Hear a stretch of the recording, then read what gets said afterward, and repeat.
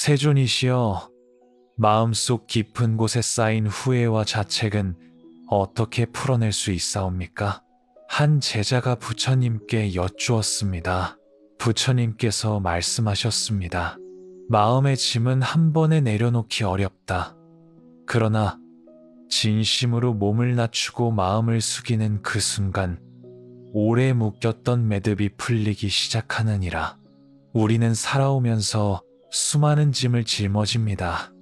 가족에 대한 책임감, 자신에 대한 실망, 관계에서 받은 상처들, 그 무게가 어깨를 짓누르고 허리를 굽게 만듭니다. 그런데 정작 중요한 건 그 짐을 어떻게 내려놓느냐입니다. 지장경은 가장 깊은 어둠 속에서도 포기하지 않는 마음을 이야기합니다.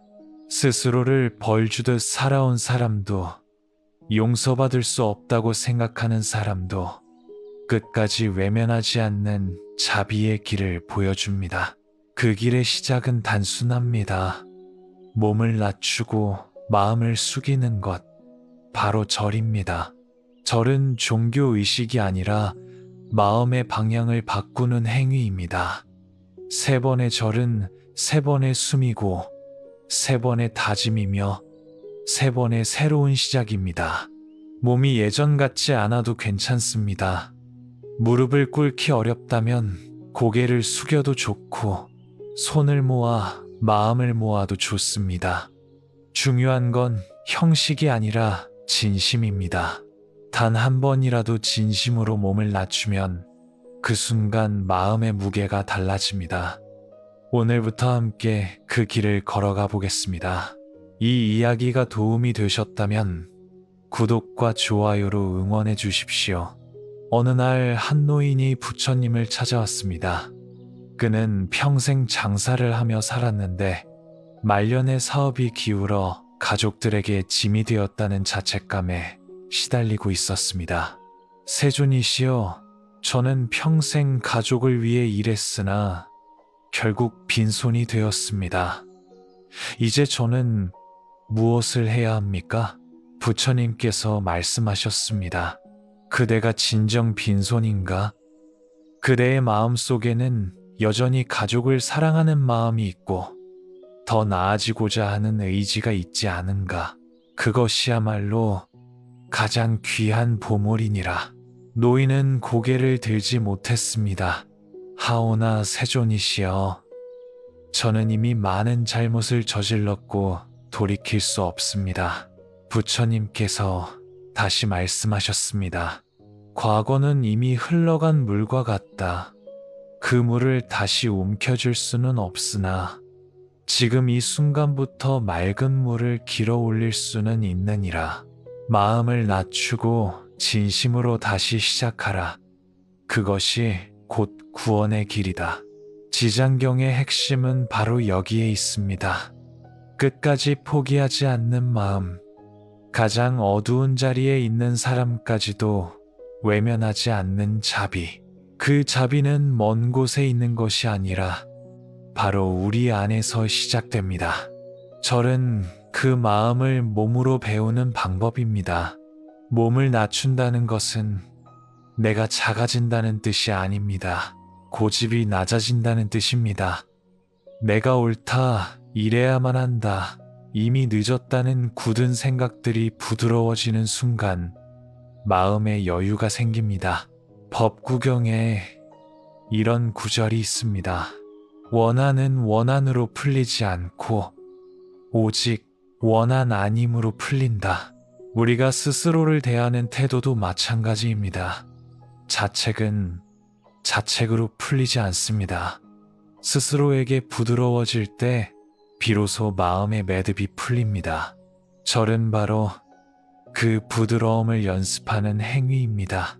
몸이 불편해도 괜찮습니다. 많은 분들이 이제 나이도 있고 몸도 불편한데 절을 제대로 할 수 있을까 걱정하십니다. 하지만 절의 본질은 완벽한 자세가 아닙니다. 부처님 시대에 한 노인이 있었습니다. 그는 병으로 다리를 쓸 수 없었지만 부처님의 가르침을 듣고 깊이 감동했습니다. 그는 침상에서 두 손을 모으고 고개를 숙여 예를 올렸습니다. 옆에 있던 제자가 물었습니다. 세존이시여, 저 사람은 제대로 절을 올리지 못했는데 공덕이 있습니까? 부처님께서 말씀하셨습니다. 마음이 진실하면 형식은 중요치 않다. 저 사람의 마음은 이미 낮아졌고 그 낮아진 마음이야말로 가장 높은 경진이라. 이것이 절의 진실입니다. 의자에 앉아서 고개를 숙여도 좋습니다.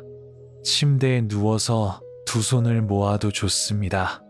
서서 허리를 굽힐 수 없다면 마음속으로 깊이 숙여도 됩니다. 중요한 건 진심입니다. 진심이 담긴 한 번의 절이 형식만 갖춘 100번의 절보다 깊습니다. 3번의 절, 3가지 의미. 그렇다면 왜 하필 3번일까요? 3번의 절은 마음을 정리하는 3단계입니다. 첫 번째, 절은 내려놓음입니다. 우리는 살면서 많은 것을 붙잡고 살아갑니다. 가족에 대한 책임감, 재산에 대한 걱정, 건강에 대한 불안, 이 모든 것을 내가 다 해결해야 한다고 생각합니다. 하지만 강을 건너는 뗏목의 비유를 기억해야 합니다. 뗏목은 강을 건널 때 필요하지만 강을 건넌 뒤에는 내려놓아야 합니다. 뗏목을 등에 짊어지고 육지를 걷는 사람은 어리석습니다. 우리가 붙잡고 있는 많은 것들도 마찬가지입니다. 필요할 때는 붙잡아야 하지만 이제는 내려놓아야 할 때가 왔습니다. 첫 번째 절에서 우리는 말합니다. 내가 모든 것을 책임질 수 없습니다. 잠시 이 짐을 내려놓겠습니다. 그 순간 어깨가 가벼워집니다. 두 번째 절은 인정함입니다. 우리는 스스로에게 너무 엄격합니다. 이 정도는 참아야지. 나는 약한 사람이 아니야. 남들 앞에서 약한 모습을 보일 수 없어. 하지만 인정하는 것이 약함이 아닙니다. 인정은 회복의 시작입니다. 나도 두려웠습니다. 나도 상처받았습니다. 나도 때로는 틀렸습니다. 이렇게 솔직해질 때 마음이 비로소 치유되기 시작합니다. 동무든 화살의 비유를 기억하십시오. 화살을 맞은 사람이 누가 쐈는지 어떤 화살인지 따지다가 치료 시기를 놓치면 죽습니다. 중요한 건 먼저 화살을 빼는 것입니다. 우리도 마찬가지입니다. 왜 내가 이런 상처를 받았는가 따지기보다 먼저 그 상처를 인정하고 돌봐야 합니다. 두 번째 절에서 우리는 말합니다. 나는 완벽하지 않았습니다. 그리고 그것으로 충분합니다. 세 번째 절은 다시 시작함입니다. 과거는 돌이킬 수 없지만 지금 이 순간은 다릅니다. 지금 이 순간부터 새로운 선택을 할 수 있습니다. 빈 주먹의 비유처럼 아무것도 없는 손이 오히려 새로운 것을 담을 수 있습니다. 비어 있음은 결핍이 아니라 가능성입니다. 세 번째 절에서 우리는 말합니다. 오늘은 다르게 살아보겠습니다. 미움 대신 이해를, 자책 대신 용서를 택하겠습니다. 이 세 번의 절이 끝나면 삶의 문제가 즉시 사라지지는 않습니다. 하지만 문제를 바라보는 눈이 달라집니다. 그리고 눈이 달라지면 삶이 달라집니다. 진심으로 절하는 방법.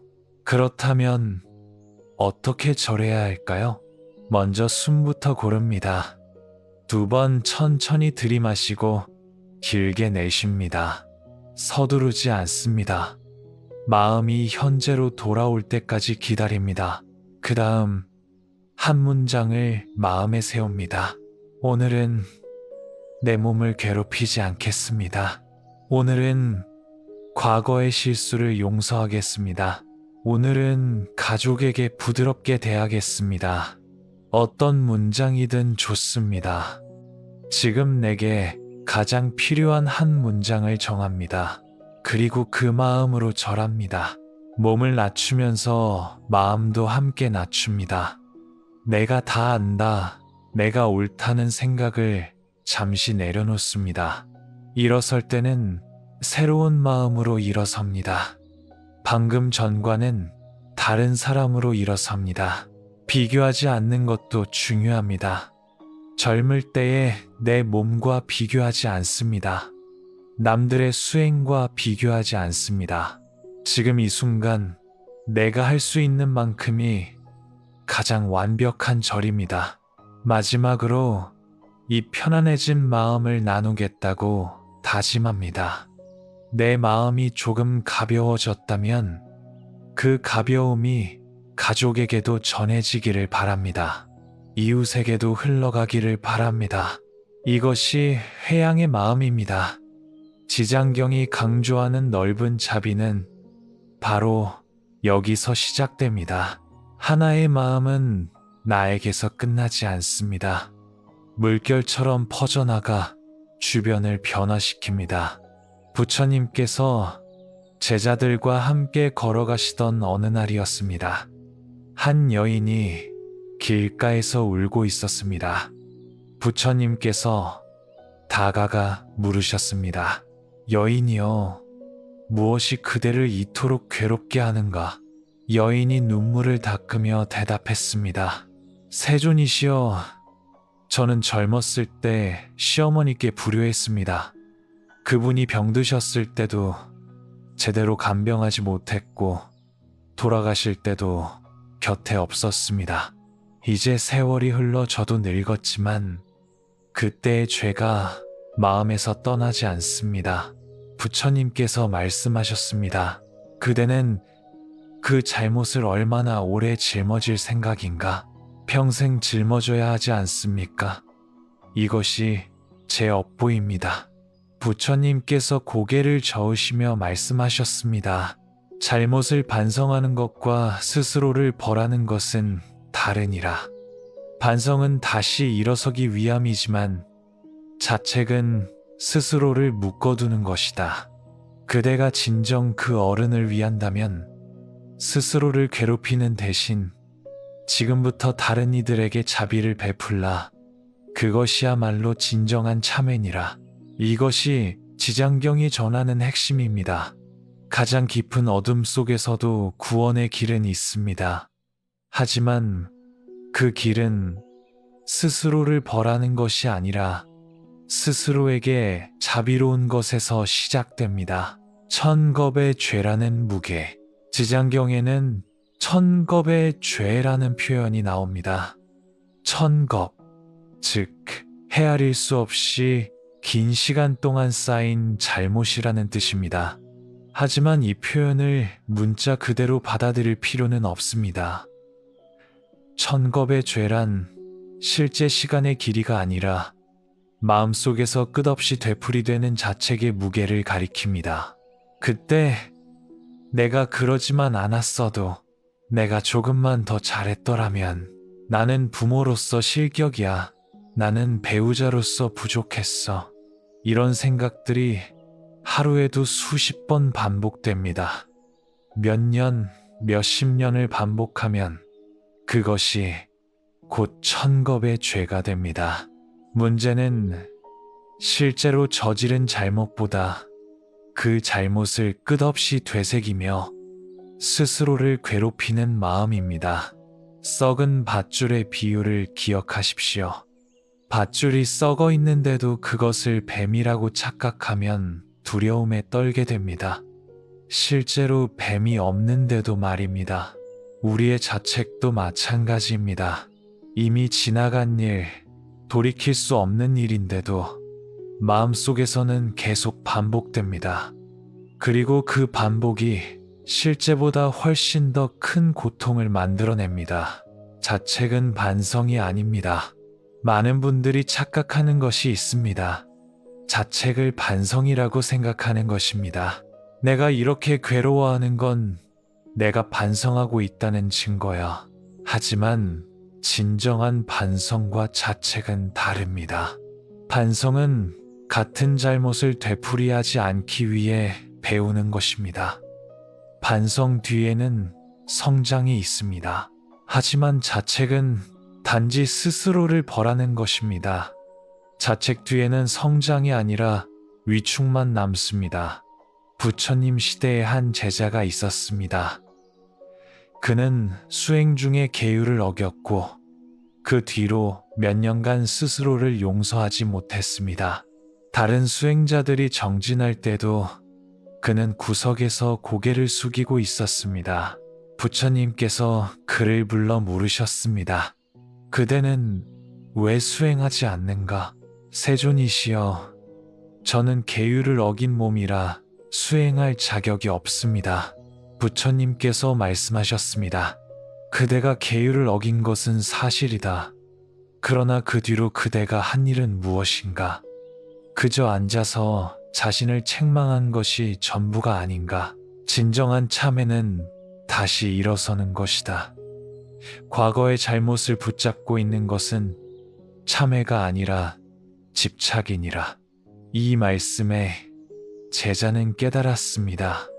자신이 반성한다고 생각했던 것이 사실은 또 다른 형태의 집착이었다는 것을.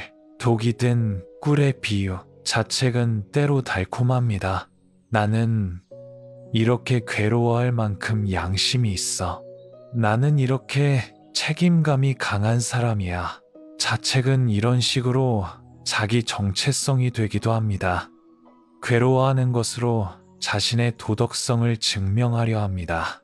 하지만 이것은 독이 든 꿀과 같습니다. 겉으로는 달콤해 보여도 결국 자신을 해칩니다.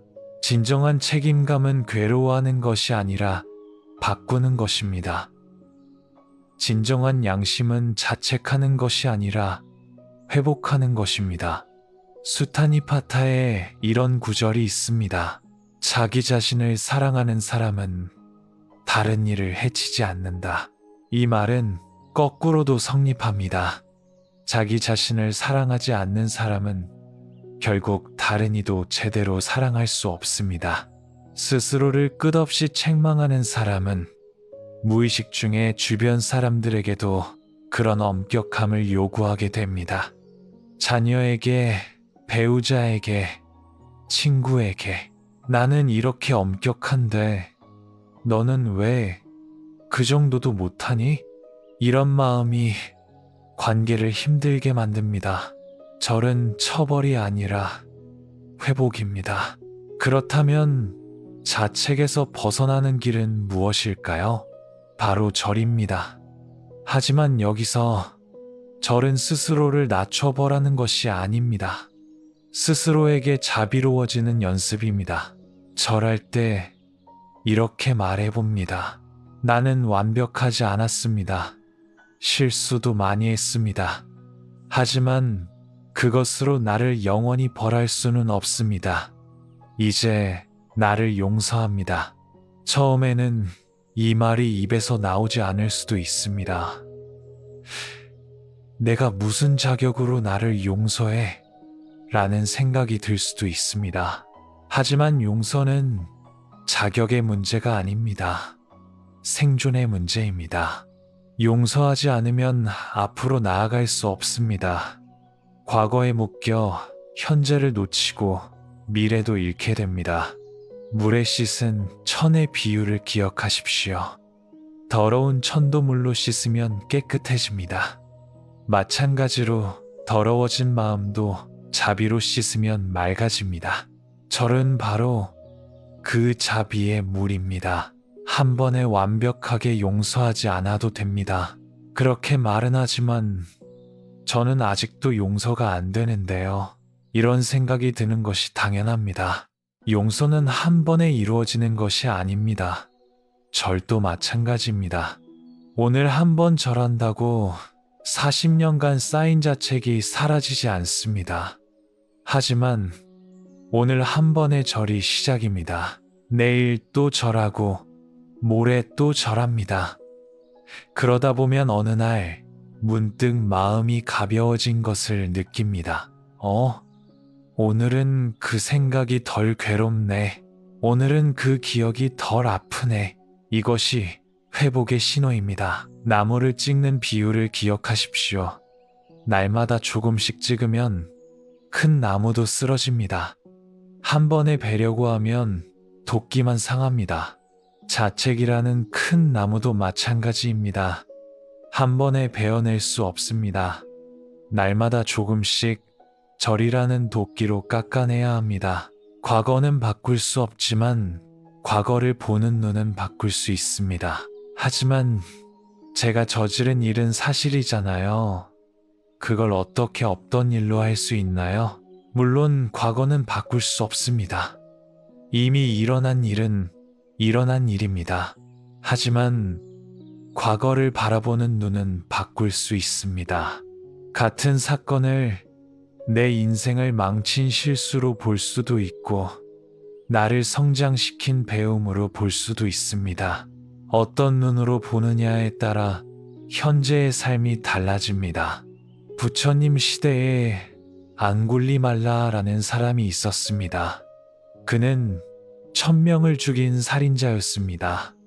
하지만 부처님을 만난 뒤 참회하고 수행자가 되었습니다. 그가 걸식하러 마을에 가면 사람들이 돌을 던졌습니다. 살인자가 무슨 수행자야? 피를 흘리며 돌아온 앙굴리말라에게 부처님께서 물으셨습니다. 괴롭지 않은가? 앙굴리말라가 대답했습니다.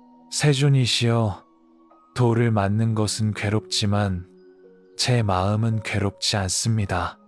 과거에 제가 저지른 일을 생각하면 이 정도는 당연한 것입니다. 하지만 저는 이제 그 과거에 묶여 있지 않습니다. 매일 새로운 사람으로 살아가고 있습니다. 부처님께서 미소 지으시며 말씀하셨습니다. 그대는 진정으로 자유로워졌구나. 이것이 진정한 용서입니다. 과거를 부정하는 것이 아니라 과거에 묶이지 않는 것입니다. 지금 이 순간부터 다르게 살 수 있습니다. 절은 과거와의 작별입니다. 동시에 현재와의 만남입니다. 몸을 낮출 때 과거를 내려놓고 일어설 때 새로운 사람으로 일어섭니다. 오늘부터 나는 나를 괴롭히는 방식으로 살지 않겠습니다. 오늘부터 나는 내 안의 자비를 믿겠습니다. 오늘부터 나는 과거가 아닌 현재를 살겠습니다. 이 다짐을 하며 절합니다. 한 번에 완벽하게 바뀌지 않아도 괜찮습니다. 오늘 하루만 다르게 살아봅니다. 내일은 내일 다시 결정하면 됩니다. 날마다 한 걸음씩 그 한 걸음이 모여 길이 됩니다. 씨앗과 밭의 비유처럼 행위라는 씨앗이 마음이라는 밭에서 자랍니다. 오늘 심은 자비의 씨앗은 내일 자비의 열매를 맺습니다. 지장경이 말하는 구원은 먼 곳에 있지 않습니다. 바로 지금 이 순간 스스로에게 자비로워지는 것에서 시작됩니다. 어느 날 한 제자가 부처님께 여쭈었습니다. 세존이시여, 저는 부처님의 가르침을 듣고 마음이 감동했습니다. 하지만 막상 일상으로 돌아가면 다시 옛날의 습관으로 돌아갑니다. 어떻게 해야 가르침대로 살 수 있습니까? 부처님께서 말씀하셨습니다. 큰 나무를 한 번에 배려하지 말라. 날마다 조금씩 찍다 보면 어느 날 쓰러지느니라. 마음의 습관도 마찬가지다. 작은 실천을 날마다 반복하면 어느 날 그것이 새로운 습관이 되느니라. 제자가 다시 물었습니다. 그렇다면 어떤 작은 실천부터 시작해야 합니까? 부처님께서 미소 지으시며 말씀하셨습니다. 숨을 고르는 것부터 시작하라. 숨이 고르면 마음이 고르고 마음이 고르면 삶이 고르느니라. 이것이 실천의 핵심입니다. 거창한 계획이 아니라 작은 시작입니다. 아침에 눈 뜨면 가장 먼저 하는 일, 하루의 시작이 하루를 결정합니다. 아침에 눈을 뜨자마자 무엇을 생각하십니까?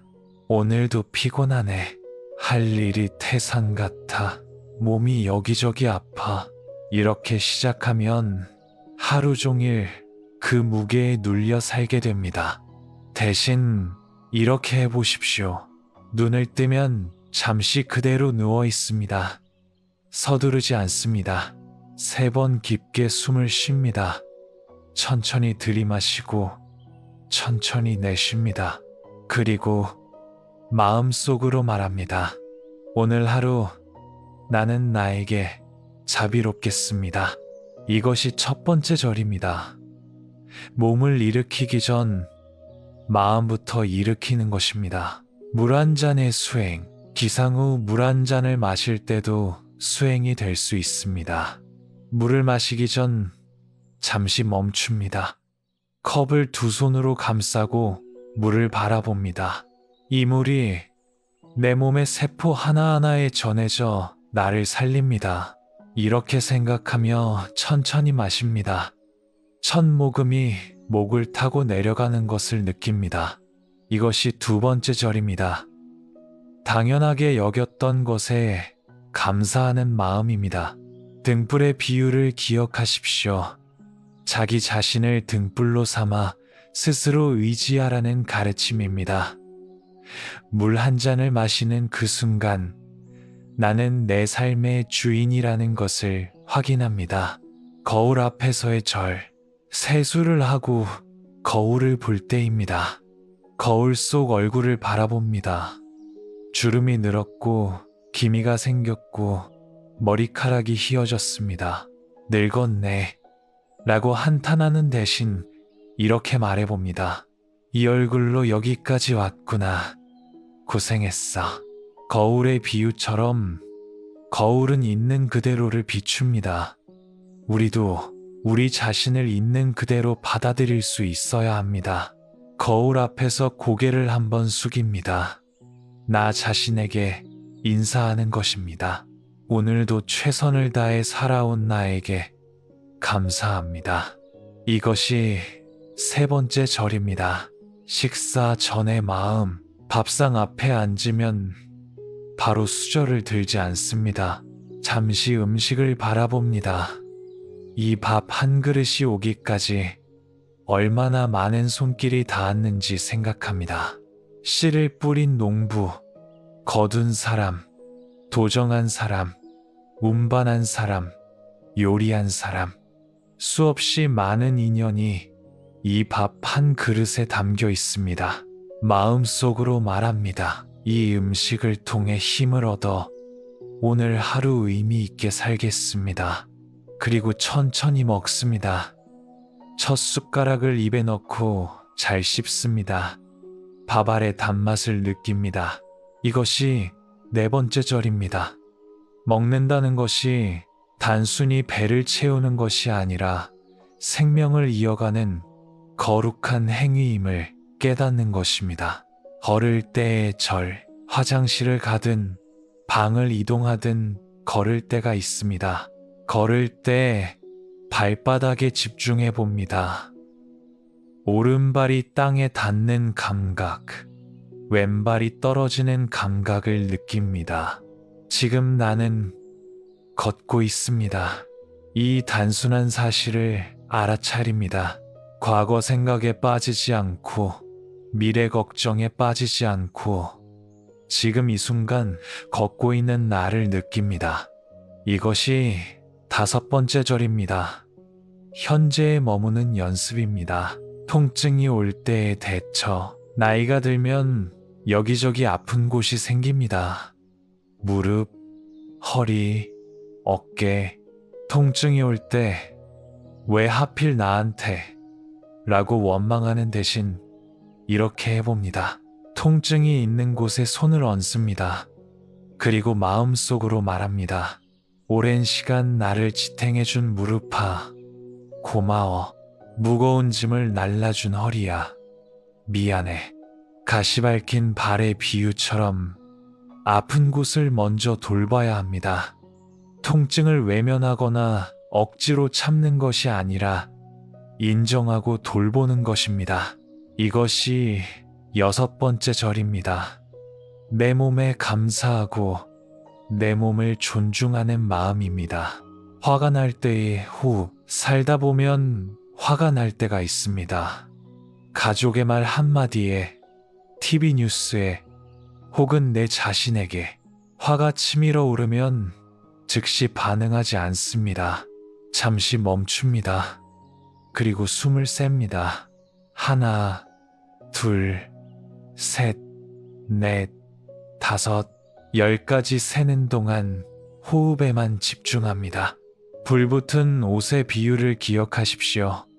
옷에 불이 붙으면 즉시 꺼야 합니다. 화도 마찬가지입니다. 커지기 전에 다스려야 합니다. 10까지 세고 나면 화가 조금 가라앉습니다. 완전히 사라지지는 않아도 그 화에 휘둘리지 않을 만큼은 됩니다. 이것이 7번째 절입니다. 감정의 주인이 되는 연습입니다. 저녁 성찰의 시간, 하루가 끝나고 잠자리에 들기 전 5분만 시간을 냅니다. 침대나 의자에 편하게 앉아 오늘 하루를 돌아봅니다. 오늘 나는 누구에게 친절했는가? 오늘 나는 어떤 순간에 감사했는가? 오늘 나는 어떤 것을 배웠는가? 잘못한 일을 떠올리며 자책하는 시간이 아닙니다. 잘한 일, 감사한 일, 배운 일을 떠올리는 시간입니다. 아무리 힘든 하루였어도 한 가지는 찾을 수 있습니다. 아침에 숨을 쉬었다는 것, 밥을 먹었다는 것, 누군가와 눈을 마주쳤다는 것, 마음속으로 말합니다. 오늘도 하루를 살아냈습니다. 내일은 조금 더 나아지겠습니다. 이것이 8번째 절입니다. 하루를 마무리하는 감사의 절입니다. 일주일에 한 번 마음 청소, 일주일에 한 번은 조금 더 깊은 성찰 시간을 가집니다. 조용한 시간에 종이와 펜을 꺼냅니다. 이번 주 나는 무엇에 집착했는가? 떠오르는 것을 씁니다. 돈, 건강, 자녀, 과거, 미래, 그리고 하나씩 읽으며 말합니다. 나는 이것을 잠시 내려놓습니다. 종이를 찢을 필요는 없습니다. 쓰는 것만으로도 마음이 정리됩니다. 흐린 물의 비유처럼 물이 가라앉아야 맑아집니다. 마음도 흔들림을 멈추면 본래의 맑음이 드러납니다. 일주일에 한 번 이렇게 마음의 먼지를 털어냅니다. 절이 어려울 때 그래도 정식으로 절을 하고 싶은데 몸이 안 따라줘요. 이런 분들을 위한 방법도 있습니다. 의자에 앉아서 하는 절입니다. 의자에 편하게 앉습니다. 두 손을 무릎 위에 올려놓습니다. 숨을 고르고 천천히 상체를 앞으로 숙입니다. 무리하지 않습니다. 고개만 숙여도 됩니다. 숙인 채로 3번 숨을 쉽니다. 첫 번째 숨, 내려놓습니다. 두 번째 숨, 인정합니다. 세 번째 숨, 다시 시작합니다. 그리고 천천히 일어납니다. 이것도 완전한 절입니다. 침대에 누워서도 가능합니다. 누운 채로 두 손을 가슴 위에 모읍니다. 눈을 감고 마음으로 절합니다. 마음으로 3000번 절합니다. 마음의 절이 몸의 절보다 얕은 것이 아닙니다. 때로는 마음의 절이 더 깊을 수 있습니다. 함께 절하는 힘, 혼자 절하기 어렵다면 가족과 함께 해보십시오. 아침이나 저녁, 온 가족이 모여 잠깐 시간을 냅니다. 함께 숨을 고르고 함께 감사의 말을 합니다. 오늘 우리 가족이 함께 있음에 감사합니다. 그리고 각자의 방식으로 절합니다. 할아버지는 의자에 앉아서, 손주는 바닥에 엎드려서, 형식은 다르지만 마음은 하나입니다. 등불을 이어 밝히는 비유처럼 한 사람의 절이 다른 사람에게 전해집니다. 그리고 그 빛이 모이면 집안이 밝아집니다. 작은 실천이 큰 변화를 만듭니다. 처음부터 모든 것을 완벽하게 할 필요는 없습니다. 오늘은 아침에 감사의 말 한마디만 해도 됩니다. 내일은 식사 전에 잠깐 멈춰보는 것만 해도 됩니다. 모레는 저녁에 5분 성찰하는 것만 해도 됩니다. 작은 실천이 쌓이면 습관이 되고, 습관이 쌓이면 성품이 되고, 성품이 쌓이면 운명이 됩니다. 씨앗과 밭의 비유처럼 오늘 심은 씨앗이 내일 싹을 틔웁니다. 당장 눈에 보이지 않아도 땅 속에서 뿌리를 내리고 있습니다. 지장경이 말하는 구원은 하늘에서 떨어지는 것이 아닙니다. 날마다 작은 실천으로 쌓아가는 것입니다. 오늘 한 번의 절이 내일의 평화를 만듭니다. 부처님께서 제자들에게 물으셨습니다. 마음이 바뀌면 무엇이 달라지겠는가? 한 제자가 대답했습니다. 생각이 달라집니다. 다른 제자가 말했습니다. 행동이 달라집니다. 부처님께서 고개를 끄덕이시며 말씀하셨습니다. 그렇다. 마음이 바뀌면 생각이 바뀌고, 생각이 바뀌면 말이 바뀌고, 말이 바뀌면 행동이 바뀌고, 행동이 바뀌면 습관이 바뀌고, 습관이 바뀌면 운명이 바뀌느니라. 그러므로 모든 변화는 마음에서 시작되느니라. 절은 바로 그 마음을 바꾸는 첫걸음입니다. 첫 번째 변화, 몸이 가벼워집니다. 절을 시작하고 며칠이 지나면 가장 먼저 느끼는 변화가 있습니다. 몸이 조금 가벼워진 것 같은 느낌입니다. 실제로 몸무게가 줄어든 것은 아닙니다. 하지만 아침에 일어날 때 조금 덜 무겁고, 걸을 때 조금 덜 힘듭니다. 이것은 착각이 아닙니다. 마음의 무게가 줄어들면 몸도 가벼워집니다. 우리가 느끼는 피로의 절반 이상은 육체적 피로가 아니라 정신적 피로입니다. 오늘도 할 일이 태산 같아. 나는 쓸모없는 사람이야. 모든 게 내 잘못이야. 이런 생각들이 어깨를 짓누르고 허리를 굽게 만듭니다. 하지만 절을 통해 이런 생각을 내려놓기 시작하면 실제로 등이 펴지고 어깨가 내려갑니다. 짐을 진 나그네의 비유를 기억하십시오. 무거운 짐을 내려놓아야 편안해집니다. 절은 마음의 짐을 내려놓는 행위이고 그 결과 몸도 가벼워집니다. 두 번째 변화, 잠이 깊어집니다.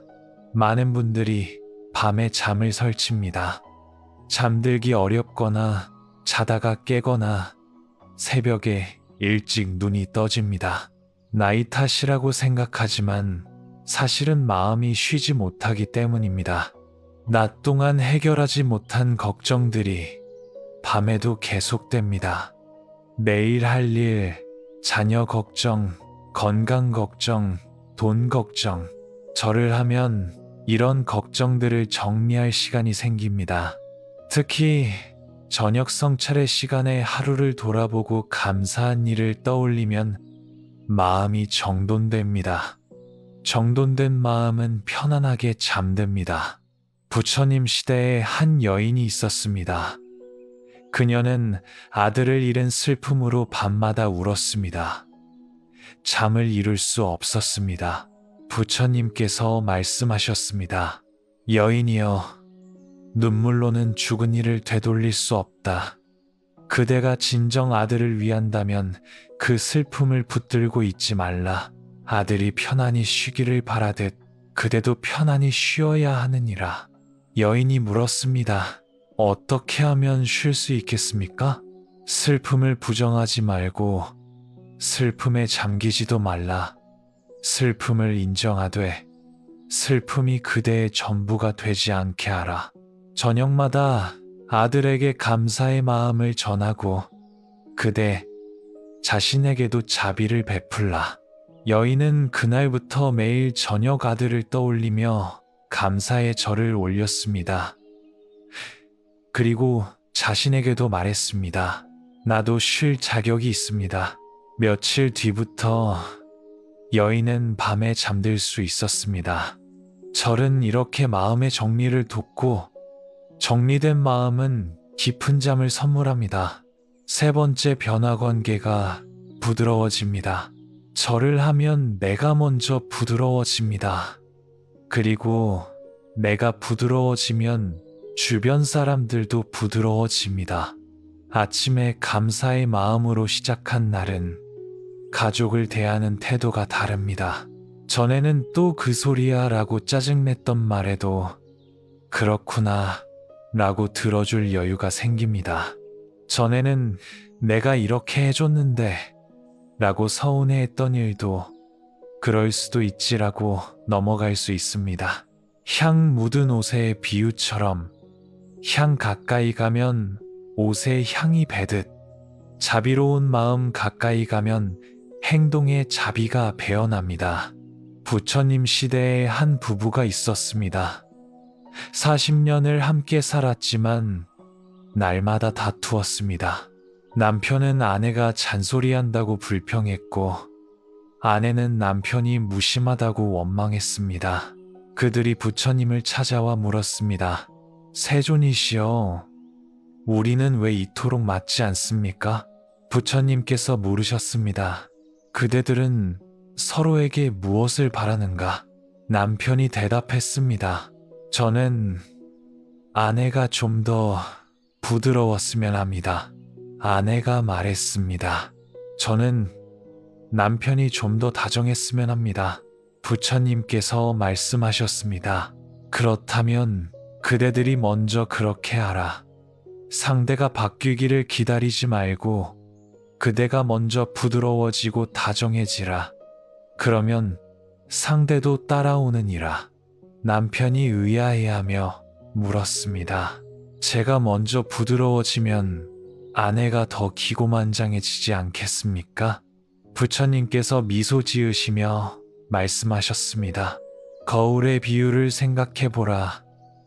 그대가 웃으면 거울 속 그대도 웃고 그대가 찌푸리면 거울 속 그대도 찌푸리느니라. 사람의 마음도 거울과 같아서 그대가 부드러우면 상대도 부드러워지느니라. 부부는 돌아가 실천했습니다.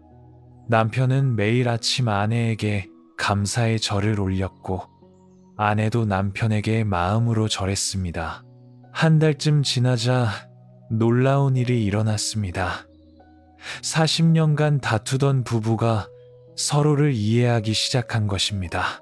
변한 것은 상대가 아니라 자신들의 마음이었습니다. 네 번째 변화, 작은 것에 감사하게 됩니다. 절을 계속하다 보면 어느 날 이상한 변화를 느낍니다. 예전에는 당연하게 여겼던 것들이 감사하게 느껴집니다.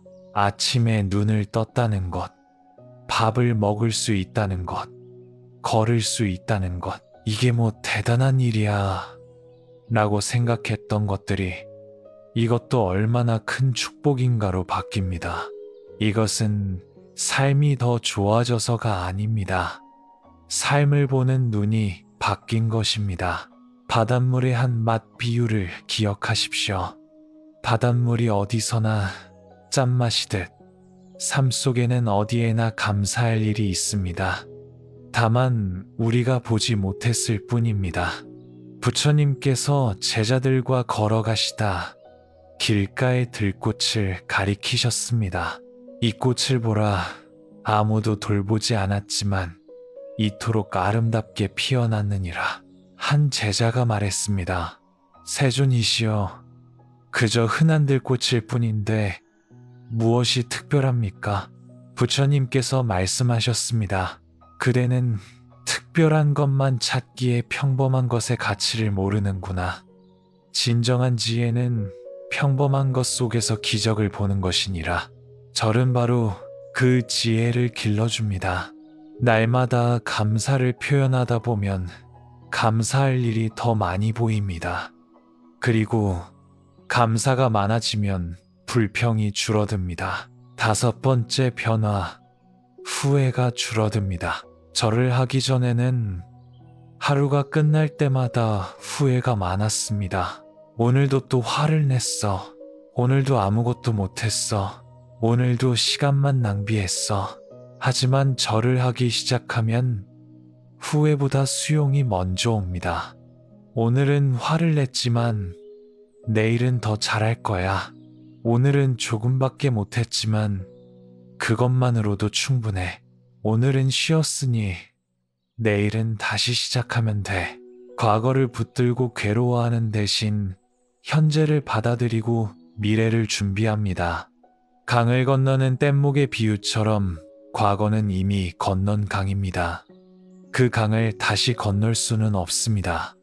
중요한 건 지금 어느 강둑에 서 있느냐입니다. 6번째 변화, 두려움이 줄어듭니다. 나이가 들면 두려움이 많아집니다. 죽음에 대한 두려움, 병에 대한 두려움, 외로움에 대한 두려움, 쓸모없어지는 것에 대한 두려움. 하지만 절을 통해 매일 자신을 돌아보면 이런 두려움이 조금씩 줄어듭니다. 왜냐하면 절은 나는 이미 충분하다는 것을 확인하는 시간이기 때문입니다. 완벽하지 않아도 괜찮습니다. 부족해도 괜찮습니다. 지금 이대로도 충분히 가치 있습니다. 이 확신이 생기면 두려움이 설 자리가 줄어듭니다. 부처님 시대에 한 노인이 있었습니다. 그는 죽음이 두려워 밤마다 잠들지 못했습니다. 부처님께 여쭈었습니다. 세존이시여, 저는 죽음이 두렵습니다. 어떻게 하면 이 두려움에서 벗어날 수 있습니까? 부처님께서 물으셨습니다. 그대는 오늘 최선을 다해 살았는가?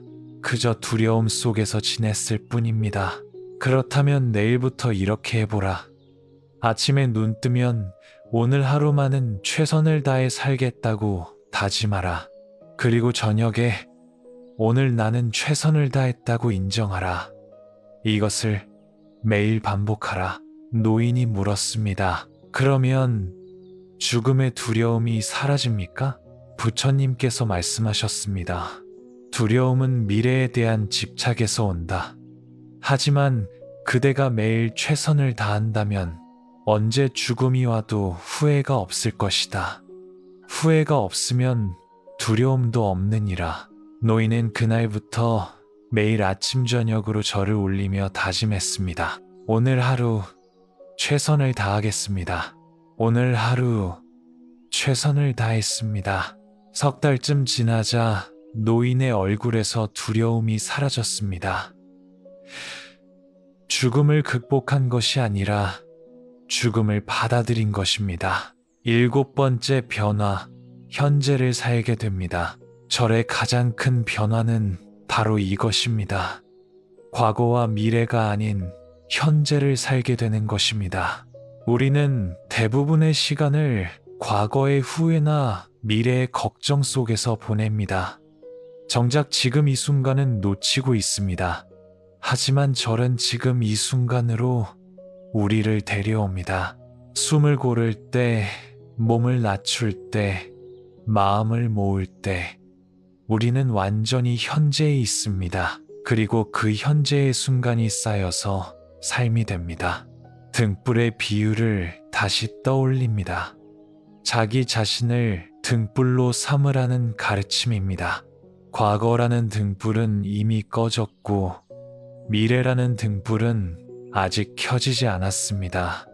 지금 이 순간의 등불만이 길을 밝힙니다. 절은 바로 그 등불을 켜는 행위입니다. 변화는 조용히 찾아옵니다. 이런 변화들은 하루아침에 오지 않습니다. 천천히 조용히 찾아옵니다. 어느 날 문득 깨닫습니다. 요즘 화를 덜 내는 것 같아. 요즘 잠을 좀 더 잘 자는 것 같아. 요즘 가족과 덜 다투는 것 같아. 이것이 변화의 신호입니다. 물방울이 바위를 뚫는 비유처럼 한 방울 한 방울은 미약해 보여도 쌓이면 바위를 뚫습니다. 하루 한 번의 절은 미약해 보여도 100일, 1000일이 쌓이면 삶을 바꿉니다. 중요한 건 완벽함이 아니라 지속입니다. 매일 조금씩 꾸준히 진심으로 그렇게 살다 보면 어느 날 돌아보았을 때 완전히 다른 사람이 되어 있을 것입니다. 더 나은 사람이 아니라 더 자유로운 사람으로. 부처님께서 말년의 제자들에게 말씀하셨습니다. 나의 육신은 이제 낡았다. 수레가 오래되어 삐걱거리듯 이 몸도 곳곳이 쇠약해졌느니라. 제자들이 슬퍼하자 부처님께서 미소 지으시며 말씀하셨습니다. 슬퍼할 일이 아니다. 모든 만남은 헤어짐이 있고 모든 시작은 끝이 있느니라. 중요한 건 그 여정 동안 어떻게 살았느냐이다. 나는 후회 없이 살았고 그대들도 그렇게 살기를 바라노라. 이것이 절이 우리에게 가르치는 마지막 지혜입니다. 어떻게 살 것인가, 그리고 어떻게 마무리할 것인가, 마지막까지 할 수 있는 절. 나이가 더 들고 몸이 더 불편해져도 절은 계속할 수 있습니다. 더 이상 몸을 낮출 수 없다면 마음으로 낮춥니다. 더 이상 무릎을 꿇을 수 없다면 고개만 숙입니다. 더 이상 고개도 숙일 수 없다면 눈을 감습니다. 형식은 중요하지 않습니다. 중요한 건 그 마음입니다. 부처님 시대에 한 노승이 있었습니다. 그는 평생 수행했지만 말년의 중풍으로 몸을 전혀 움직일 수 없게 되었습니다. 젊은 제자들이 안타까워하며 말했습니다. 스승님, 이제 수행을 할 수 없으시겠습니다. 노승이 눈을 깜빡이며 답했습니다. 아니다. 나는 지금도 수행하고 있다. 숨 쉬는 것이 수행이요. 듣는 것이 수행이요. 느끼는 것이 수행이니라. 부처님께서 이 소식을 들으시고 말씀하셨습니다. 저 노승은 진정한 수행자다. 몸의 움직임이 멈췄어도 마음의 수행은 계속되고 있느니라. 우리도 마찬가지입니다. 언젠가 몸이 말을 듣지 않는 날이 올 수 있습니다. 하지만 그때도 마음의 절은 계속됩니다. 침대에 누워서도, 의자에 앉아서도, 심지어 의식이 흐릿해져도 평생 쌓아온 절의 습관은 우리를 지켜줍니다. 후회 없는 마무리. 사람들은 삶의 끝에서 무엇을 후회할까요? 많은 연구가 있었지만 결론은 비슷합니다. 더 많이 사랑할 걸, 더 솔직하게 살 걸, 더 용서할 걸, 더 감사할 걸. 재산이나 명예가 아니라 관계와 마음가짐을 후회합니다. 절은 바로 이런 후회를 줄여줍니다. 매일 감사하고, 매일 용서하고, 매일 사랑을 표현하면 마지막 순간에 더 할 걸. 이 아니라 충분히 했어 라고 말할 수 있습니다. 흐르는 강물의 비유처럼 강물은 한순간도 머물지 않고 흘러갑니다. 우리 인생도 마찬가지입니다. 하지만 그 흐름 속에서 매 순간 최선을 다한다면 강물이 어디로 흘러가든 후회는 없습니다. 다음 세대에게 남기는 것, 우리가 절을 통해 얻은 평화는 우리에게서 끝나지 않습니다. 자녀들이 봅니다. 손주들이 봅니다. 할머니는 나이가 들어도 평온하시네. 할아버지는 어려운 일이 있어도 흔들리지 않으시네. 말로 가르치지 않아도 삶으로 보여줍니다. 등불을 이어 밝히는 비유처럼 우리의 평화가 다음 세대의 등불이 됩니다. 부처님 시대에 한 할머니가 있었습니다. 그녀는 평생 절을 하며 살았습니다. 손녀가 물었습니다. 할머니, 왜 날마다 절을 하세요? 할머니가 대답했습니다. 이 마음을 잃지 않으려고. 그리고 언젠가 네가 힘들 때 이 모습을 기억하기를 바라며. 손녀는 이해하지 못했습니다. 하지만 30년이 지나 손녀에게도 힘든 일이 생겼을 때 문득 할머니가 떠올랐습니다. 그리고 할머니처럼 무릎을 꿇고 절을 했습니다. 그 순간 할머니의 평화가 전해지는 것을 느꼈습니다. 이것이 절이 만드는 유산입니다. 돈이나 재산이 아니라 평화와 지혜를 물려주는 것입니다. 혼자가 아닙니다. 절을 하다 보면 외로움을 느낄 때가 있습니다. 나만 이렇게 하는 건가? 내가 이상한 건가? 하지만 여러분은 혼자가 아닙니다.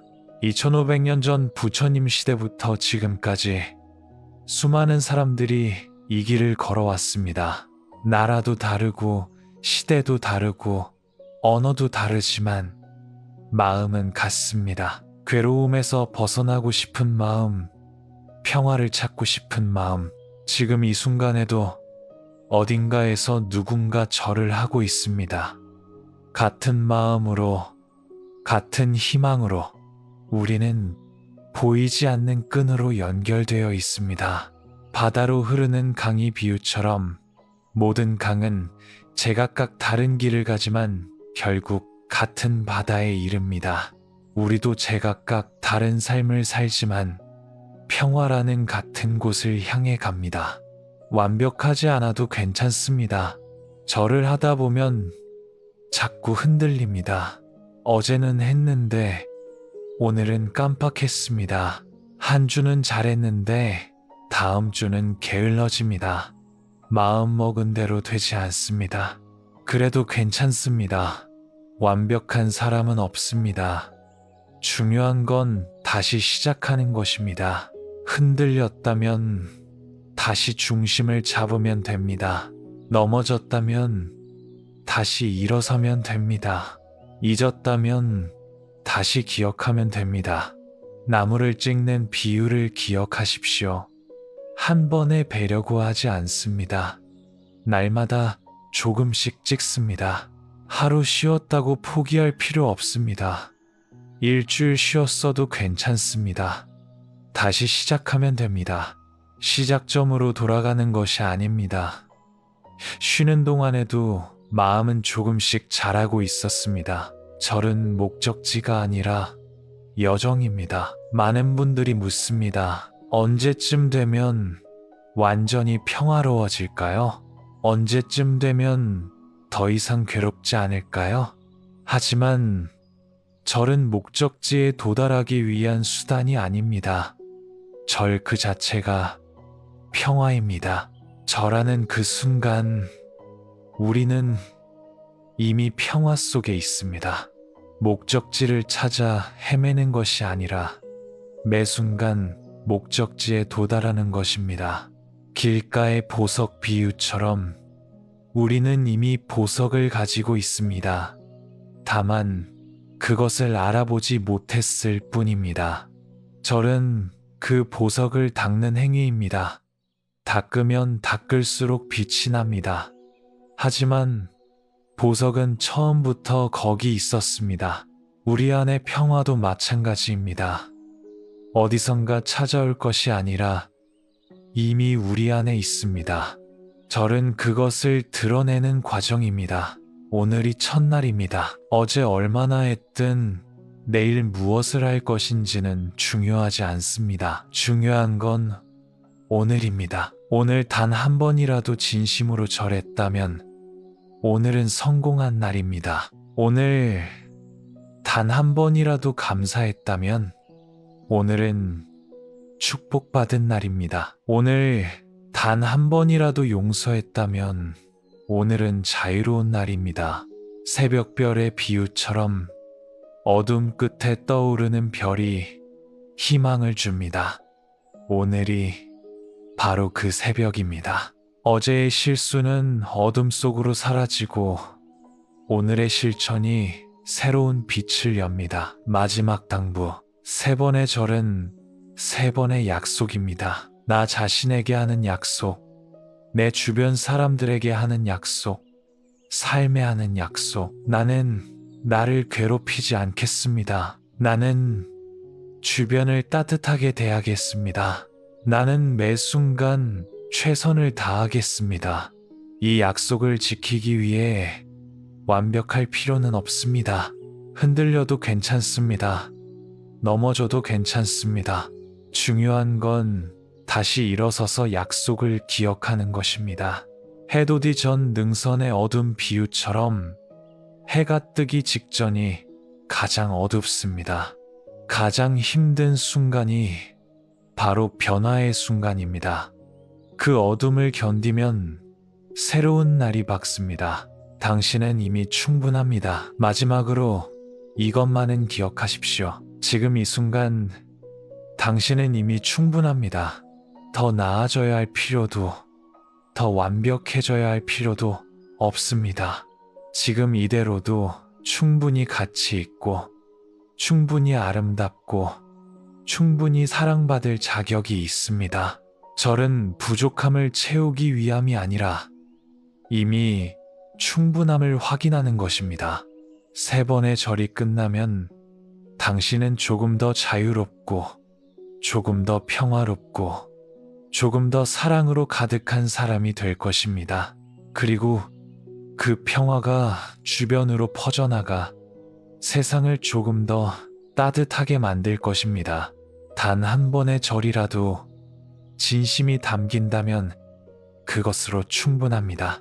오늘, 지금, 이 순간부터 시작하십시오. 이 이야기가 도움이 되셨다면 구독과 좋아요로 응원해 주십시오. 함께 평화로운 길을 걸어가겠습니다.